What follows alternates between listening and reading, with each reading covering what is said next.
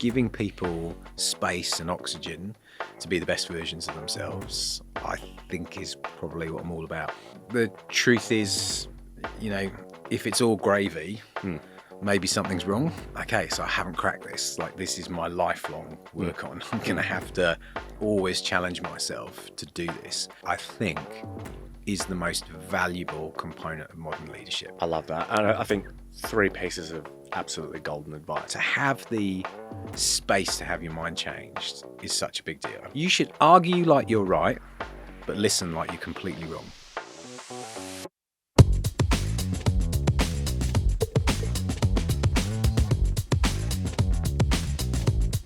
Welcome back, everyone, to another episode of the Growth Distillery, where we've partnered with the Marketing Academy to unpack and explore some of Australia's brilliant marketing minds.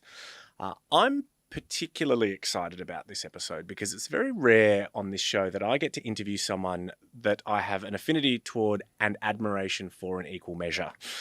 I'm joined by Toby Harrison. Toby and I have had the pleasure of working together for a few years, but today we're going to talk a little bit about you, mate. So Toby, for those that don't know, is the Chief Strategy Officer and Consulting and Growth Lead at Ogilvy AUNZ. That's almost as flamboyant a title as mine. Almost. But Toby has held some very, very senior strategy and planning roles across blue-chip creative agencies, including The Monkees, Droga 5, Adam and Eve. But he spent his formative years in TV production over at Sky. Toby is also a very, very active member and teacher, both in and out of the office, has had a long-standing volunteer career in surf lifesaving and the PCYC. And little known fact, he also has the deepest well of dad jokes of any man on earth.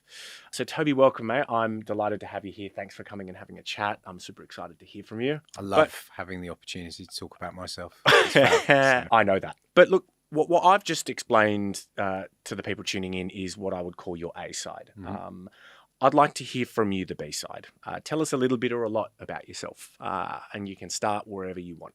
Okay. Well, I always find it weird that anyone actually wants to hear what I have to say. I'm not uncomfortable telling people what I think, but I do think it's weird why anyone would listen to me in the first place. And I think I've always struggled probably with a bit of imposter syndrome. It's like, really? Like, am I in this position? Does anyone, like, how did this happen? But it just means you're not a narcissist. Maybe, I don't know. My wife probably thinks differently, but I had a kind of weird and unusual approach to how I get into this. So a lot of people who end up in strategy usually are like Cambridge or Oxford types, really academic, etc. I was anything but. At school I was literally like the class clown. I come from I'm shocked. Yeah, I come from a circus family. My dad was a comedian. My mum's an actress and, treaded the boards for ages. So really theatrical family. And like, we're a bizarre family. I'm one of 12.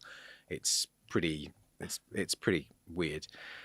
Family trees are complex.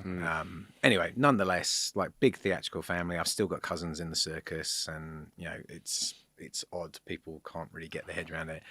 And because of that, and because my parents were overseas a lot, I went to a military boarding school. So I had like this kind of really quite strict, kick the shit out of you education, which was amazing because I was a tearaway as a kid. And I was a massive pain in the arse and probably needed it. And I had no idea what I wanted to do, but I got really lucky. The housemaster at my boarding school was this awesome Australian guy who happened to be the school chaplain.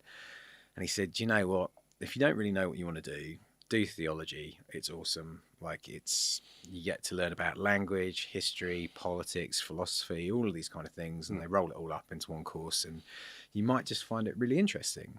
And I've got to say, this guy did me a massive solid. He must have written the most amazing letter of recommendation because I got accepted into Durham University, which is a pretty cool university. I was academically not equipped to go there, but somehow they took me in. And I had a ball. Like, it was brilliant for, nearly 5 years. I learned all of these amazing things that were totally unusual and probably wouldn't prepare you for any kind of professional world in most people's eyes. But I constantly fall back on the stuff that I learned as a theology student in my daily life. Like, it's really weird. So I'd heartily recommend anyone do a course in theology. It's good. And then I was kind of coming to the end of it and I was thinking, I wanted to go into the military, but I didn't like killing people.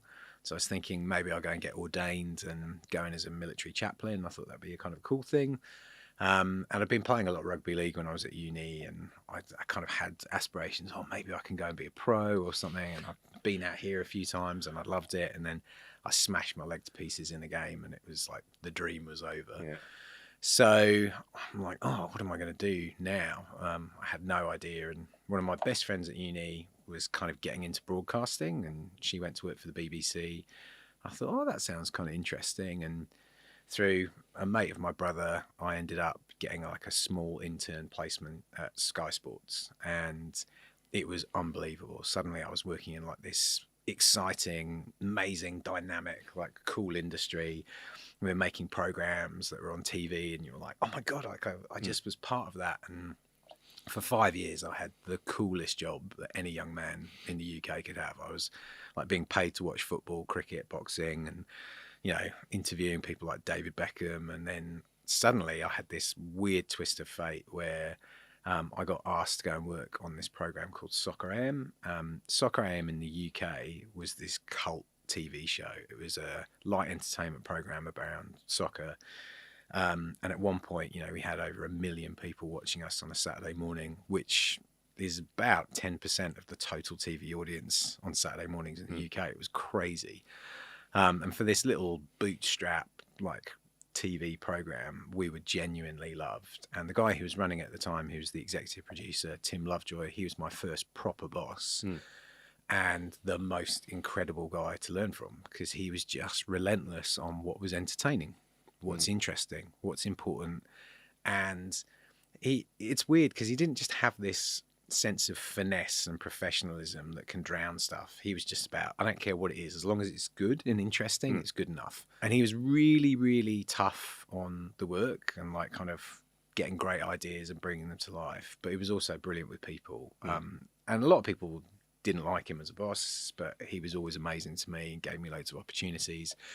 And then when I decided I wanted to move down under for love, he was actually amazing about it and kind of really helped me out. And then when I moved down here, I literally tumbled into advertising, and it was a weird kind of twist of fate. I ended up very luckily at one of the best agencies in the country at the time, BMF. And I was a little bit dubious about people who want to get into advertising and marketing, like directly. I'm like, why? that's weird. So I've always got a little bit more respect, and I kind of feel better about people who fall into it by accident. So I did, and that's why I'm cool with it. And I just got lucky and had this amazing series of brilliant lucky bounces. I say they're lucky bounces, it was totally because I was amazing. But I got to go from one great agency to another great agency to another great agency. And when my dad got sick and we had to go back to the UK, I found myself at Adam and Eve, which was the best agency in the world at the time, and I made it better. And it was just an absolute joy. I've had brilliant people to learn from, work from all the way, and it's been a wild ride that started with theology and ended up as a chief strategy officer of a multinational. I feel it's bonkers. I don't know how it happened, but it has. I mean, look, I'm unsurprised. I mean, knowing you, it makes a lot of sense, you know, that's the road paved, you know, the sort of the enigma that is Toby. What have you picked up along the way? If you could distill it down into a few things that have made you the practitioner that you are, you know, and you are genuinely well respected across the industry. You can slip me the 20 later. What would be the building blocks that have made you who you are? I think I've always tried to be my home self as much as possible at work. I think a lot of people can't like split their personas, and the more comfortable you are being your home self at work, the kind of easier it is. I couldn't agree more. Yeah, and like you can really tell when people are like trying to sort of put on this professional veneer, and it feels really uncomfortable and it's difficult and it's stilted. So, and I just can't do it as well. That's the other bit. I struggle to be professional at the best of times. So, so that's probably the first thing. I think also in my world and in the world of strategy, there's a lot of people who are highly intellectual and they're real like sort of powerhouses of logic, and I'm just not that. Like I'm just a pretty normal bloke who tries to think about things in a relatively common sense way and then put a bit of creativity in the mix. And I think that's quite refreshing for a lot of people. You know, if you can be relatively relatable, trapped by my sentence structure there. But if you can just be pretty human about stuff and kind of drag things down to the reality, I can't do complexity. Like, it's too hard. The world's too hard anyway. So I like to think I'm a good simplifier. And for my mind, that's a real helpful thing for a lot of people. But the other bit is, I know that I can't do my job on my own. Like, I think there's a group of people who end up working in the industries that we do because they love the teamwork environment of it, and it's great. And I know there's very little that I can probably achieve on my own, but I think the thing I'm good at is helping bring out the best of other people to a way that makes a team absolutely hum. And I seldom do any work on my own. I tend to get good people to work with and then just try and find a way to make the magic happen. And giving people space and oxygen to be the best versions of themselves, I think, is probably what I'm all about. I want to go into that in a little bit more depth because I know you've branded it, and I love the brand. But I want to go back to the what I call oneself leadership, and I think that that's something I certainly aspire to live and breathe. Right, that there's one version of myself, and I think that is a hallmark of great leadership. Has that ever gotten you into trouble, or is there a sting in the tail, so to speak, on that? Yeah, but I think the truth is, you know, if it's all gravy, maybe something's wrong. Yeah. Like, you know, you're not going to be a person that everyone totally vibes with, like, all the time. Yeah. You know, I remember a period in my career where I was asked off an account because someone just didn't like me, you know, had a personality clash. And then bizarrely, 10 years later, that same client brand wanted me more than anyone else on the planet. Like, and it's swings and roundabouts. So, you know, you can't expect that you're going to vibe perfectly with everyone all of the time, and you'll have, you know, periods where you come up against personality clashes and bits and pieces, but you can't try and be anyone else. And I find, you know, you have to just embrace the fact that sometimes it just doesn't work out with people and be okay and move on. Yeah, I think this is something that's come up in a couple of these conversations, you know, this need to be liked by everyone. You know, if we've got someone that's listening or watching this that's really struggling with that tension, right? And I think a lot of us, particularly in the formative years of our career, you know, we want to put our best foot forward, and it comes from a great place. But the fallacy of A, you can be liked by everyone, and B, that serves you well, I think, is something that many of us do struggle with. What counsel would you give to them in terms of helping manage your mindset through that? Yeah, I've got more than a few grey hairs now, so you kind of, with the wisdom of age, get to a point where you just stop giving a fuck. That's the, you know, I don't feel this need that I have to be liked by everyone. And I do think, you know, the truth will out on, if you deliver value, if you're helping people get to the place that they need to, the personality component is not really the most important. You know, people will sense and gravitate towards people who are helping them achieve what they need to achieve. If you've got a great personality and everything else is brilliant around it, that's a huge bonus. And, you know, I've worked in places that are incredibly high performance, but they weren't the most lovely places to work. You know, it wasn't wonderful people all just having like good kumbaya time, and you're not like going to have your best mates all around you.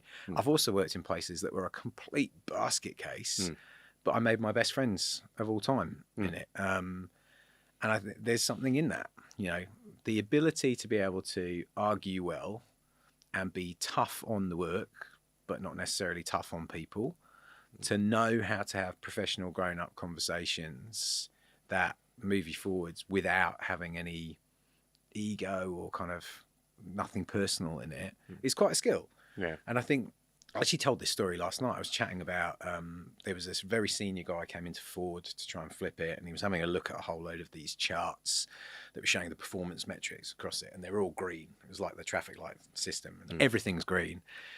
He's gone, hang on a sec, like, this can't be the reality. Like, we are tanking as a business. Where's the reds and the ambers? And people go, oh, well, you know, this is my division, you know, there's no reds or ambers. And he's going, hang on a sec, like, there has to be.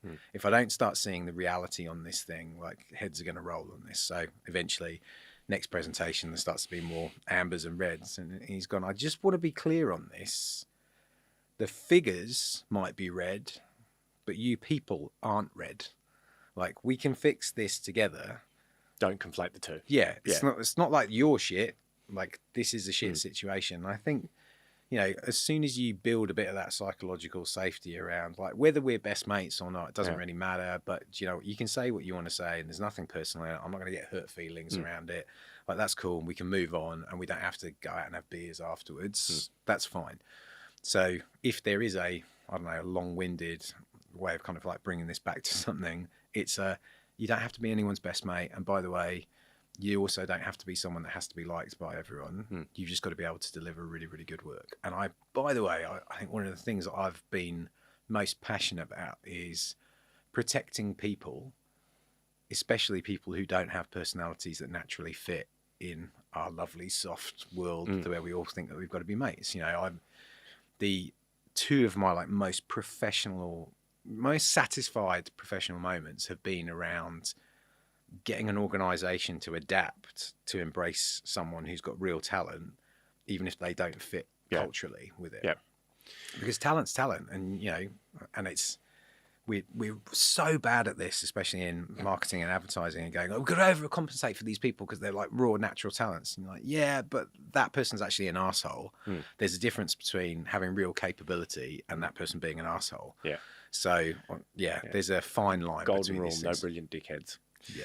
You mentioned the simplifier, and this is something, I mean, in our professional engagements that I've seen, and I think that, you know, I can wholeheartedly agree this is one of your secret weapons. I'd love to understand your reflective process, because, you know, clearly you've got this really dynamic upbringing, and you know, you are a bit square peg round hole in the traditional sense. From the outside looking in, it takes quite a lot of resilience and quite a lot of fuel in the tank to be able to understand that you might not come from that cookie cutter imprint that you would think, you know, sit in that space, but you've understood where you play, the value that you deliver, and understood the bounds, right? I think the other thing that I hear in you is, you know where you stop, and the role that the team around you, you know, that the whole is greater than the sum of the parts. How do you go about reflecting on that and you know, and evolving it along your career, you know, as you progress through into senior roles and the stakes get higher and the profile gets bigger? I think when you get really good career advice that really cuts to the quick about like what your work on should be, often those things don't get fixed overnight, right? You know, I remember I got a piece of advice quite early, which is you need to be more precise. You need to simplify and distill.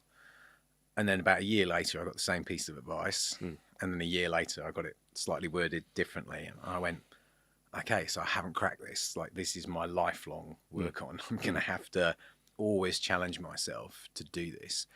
So in reflection, I think the reality is I have a tendency to let my mind wander and go into all these places. But what people really want is precise, distilled, actionable advice. And that's just my constant sort of thing nagging me in the back of the head, going, every time I speak, I'm spending money in terms of I'm taking their attention away from other things they could be doing.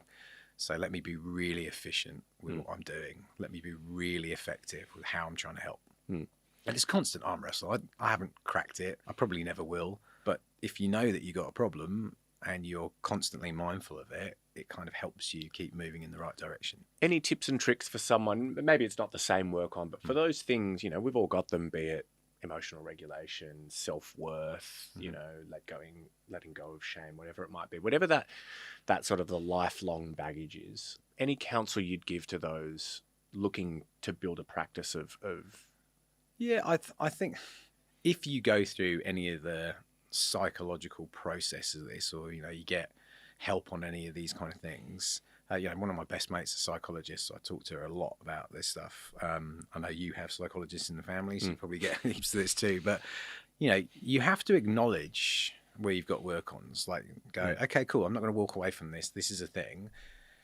But then you've got to also give yourself a little bit of license to go, I'm not perfect. I'm not going to nail this. Acknowledge it. It's cool. And then almost just put it to the side. Not like so it's out of sight, but just put it to the side so it doesn't dominate everything. and give yourself the freedom to go, all right, I'm going to try my best to do it with this, but if I fail, I'm not a failure. I've just failed on this occasion to do it. And it's probably the same with people who like trying to quit smoking or give up the booze or drugs, etc. Just because you failed once doesn't mean you're a failure. You got to keep trying and keep practicing. And I guess the point of view around this is we have a whole load of people who feel like, if you get a knock, everything's over. There's a lot of young people in our business who I feel, unfortunately, they've never really had proper challenges. The resilience levels haven't been built up. And by the way, they do build up. It takes time. But, we're expecting young people to be perfect all the time as a business. And then that's reflecting on them and they're going, shit, I can't fuck up. I can't fail. And then if they do, they're broken. And this is a really important thing for me is I spend a lot of time with our people going, hey, look, if you cock up, you're not red. It's a mistake. If you don't learn from it, that's another mistake. But you should have permission to make mistakes around this. And by the way, you can talk to me about stuff because I've probably made all the mistakes before. I'm more helpful potentially for the people I work with by going, this is a punch that you shouldn't really run into because I've done it and I've probably done it a few times and this was what I learned out of it. So yeah, I don't know. That's the simple thing for me is just take a knock, be okay with it and just try again. Let's talk about the boom. Okay. Let's talk about the boom. So for those... look, you say I branded it. I haven't. This is my brother's thing. Okay. But it's a Harrison special. Well, yeah. So he, he's a really, really interesting and quite influential figure in my life. So of the big family that I've got, my brother Ben is probably my closest male sibling. He's tremendously successful individual. He used to run BBH in London, probably the most successful ad agency until I went over there and then our agency did better. But he's a absolute genius when it comes to leadership. He was one of the best CEOs in the country for a very long time. And actually he spent a lot of time now working on high performance and how you get real performance out of teams. So we have loads to chat about. And one of the principles that he has about leadership, and there are many, but one of the ones that I love is how do you find the boom in your people? How do you get the best out of me? And it's a really frank discussion. I could literally sit down with you and go, Dan, what gets the worst out of you? What makes you difficult and compromised and hard to work with? Is it like being micromanaged or, what are those things? Let's talk about it. What do you hate? What makes you walk in just going, I just don't want to do this?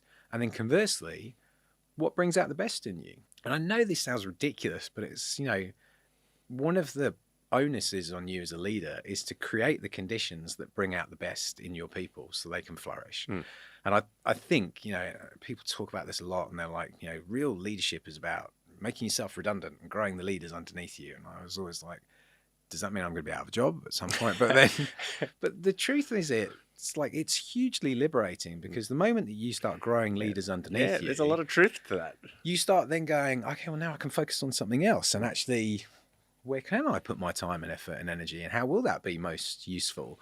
So I think, people who've gotten the best out of me have done it because they probably intuitively figured out, right, this is what helps Toby flourish, etc. I'm not that good at kind of EQ reading people, but sometimes it's just a conversation around have the chat. What is it that makes you jazzed? What do you love? I'm going to poke at you because, I know you're a man that likes to think 2 or 3 steps ahead. It's kind of part of the lifeblood of what you do.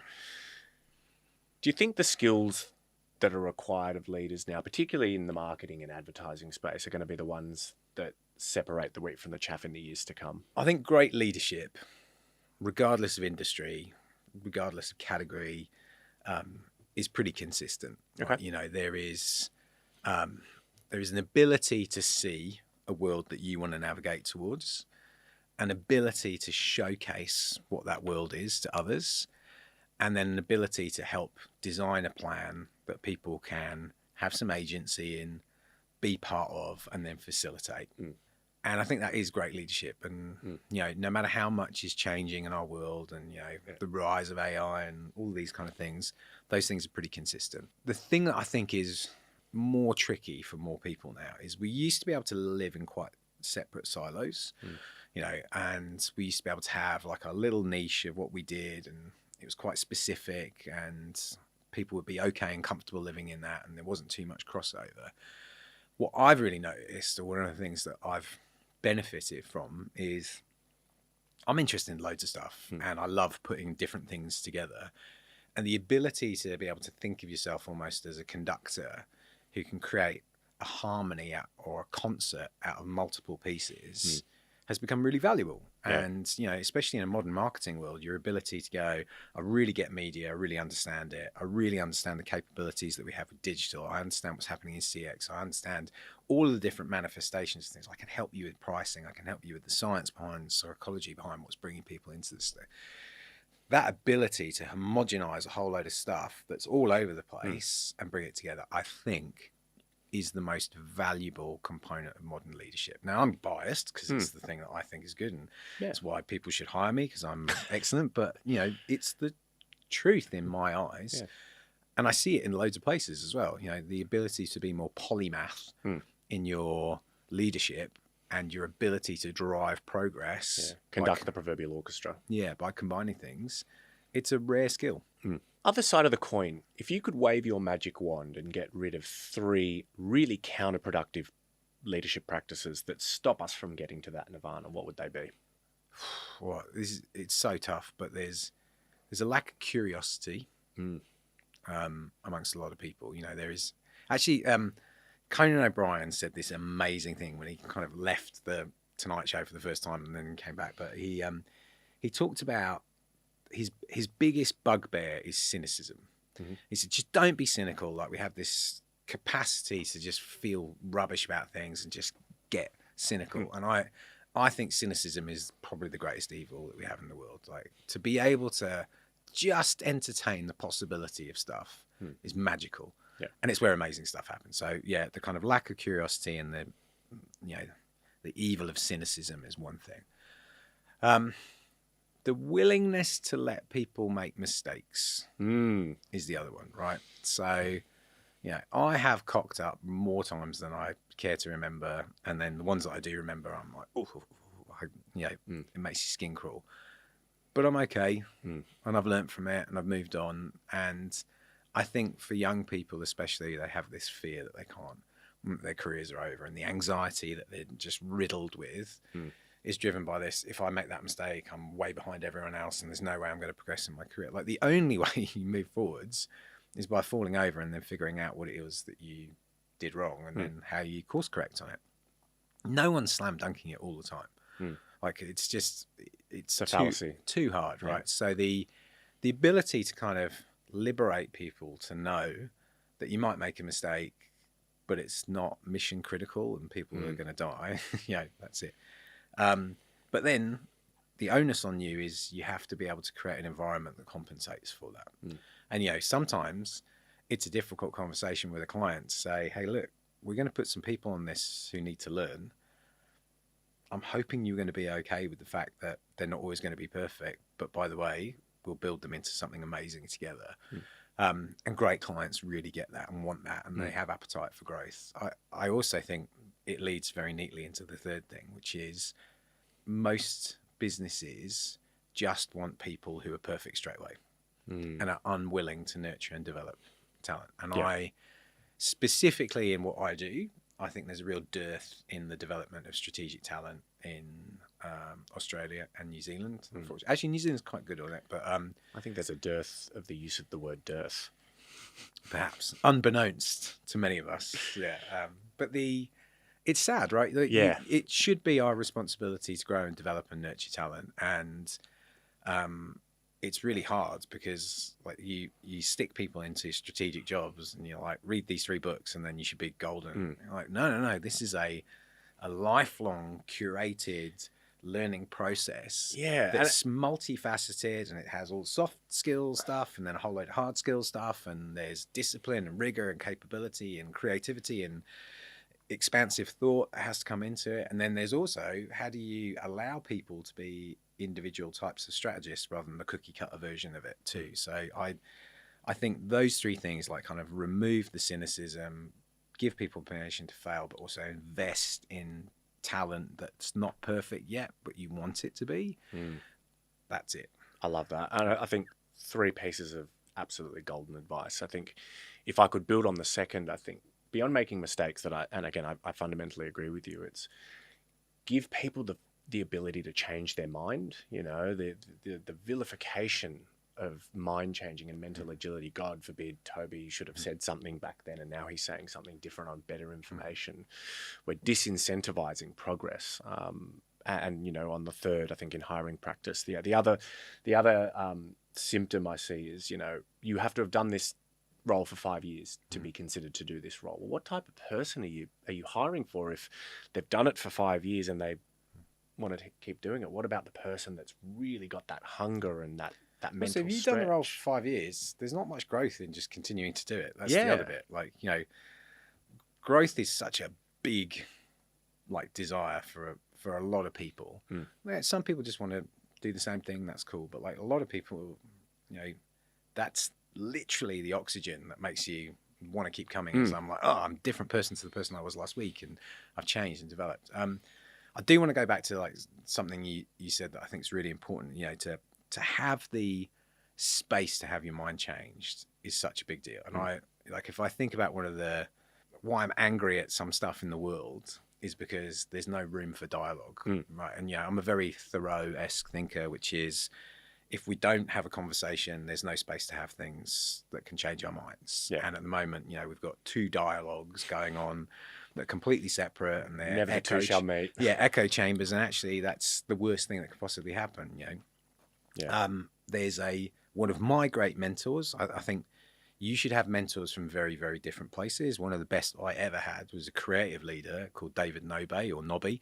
I was sitting with him yesterday.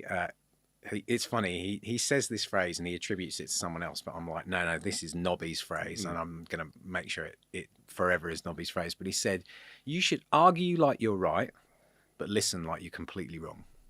Oh, I love that. And it's so cool awesome. Because you should have faith in your convictions, but you got to listen with a mindset of, I'm probably wrong. Yeah. And I fall foul of this a lot of the time, which is you kind of as a strategist, you're meant to be right with what you come with. It's a real emotional tightrope, because creatives can always have a new idea, and it's difficult when you get told your ideas aren't right. But as a strategist, you're meant to come in with something, and people are waiting for you to reveal some answer, and the onus is on you to be right. And actually, it's quite disarming for a lot of people to go, hey, look, I may be wrong on this, but I want to showcase to you the way that I've been thinking about it. So I'm going to present to you my argument, but let's have a dialogue afterwards that maybe I am wrong. Yeah. And actually, maybe you can course correct for me. I mean, if I could wave my magic wand, I think, rediscovering the lost art of civil disagreement would be one of the things. Yeah. All right, Toby, one last one from me, and I'd like to go from an outward view to an inward view.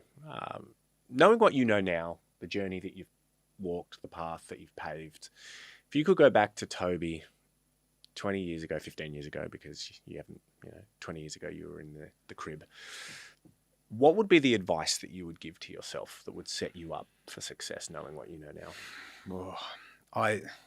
This is a really hard one, because... by design that we end on. Yeah, so I struggle a lot with being able to embrace the current moment.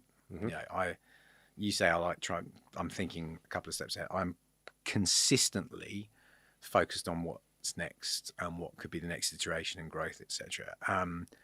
But real happiness comes from being able to just acknowledge how great things are now. And I saw something, and it was really fascinating, and it was where you are now is where someone else really wants to be. Where you are now is probably where you really wanted to be a year ago. It's very stoic. It is. Well, it's, there's a reality to this thing where you go, do you know what? There were people who would kill to be in the position that I'm in. Yeah. And in fact, you would have killed to be in the position that you're in 10 years ago. Totally. Yeah. So I think, be comfortable with the process. Be okay with the discomfort that the process throws up. Jiu-jitsu is a big thing in my life. I don't want to be one of those jiu-jitsu guys, but jiu-jitsu teaches you to get comfortable with being uncomfortable.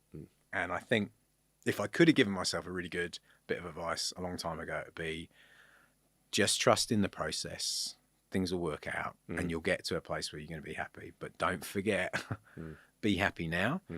And the uncomfortable stuff that you're going through at any period is just going to make you feel more comfortable later on. Like, yeah, there was a great phrase. I was listening to a Simon Sinek podcast. I'm a big Simon Sinek fan. And he was saying, you know, so many of us are holding onto the steering wheel so tight, focused on the destination, that we lose sight that we're driving through the most beautiful countryside. Yeah. Right. And so my wife got me a tattoo for my wedding present, because I don't do rings or jewelry or anything like that. And it was, don't forget to smell the flowers. Yeah, I love that. That's such a beautiful And phrase. it's just a simple one, which like you got a daily reminder on your arm, just to go, this is really good. And I had it today. I thought, wow, this is a really cool city. We get to work in a really amazing environment. You get to work with really incredible people. God, like, life is good. Yeah, it is really, really good. And I know it's not great for a whole load of people, and I know things are tough, but there's a process and it gets better.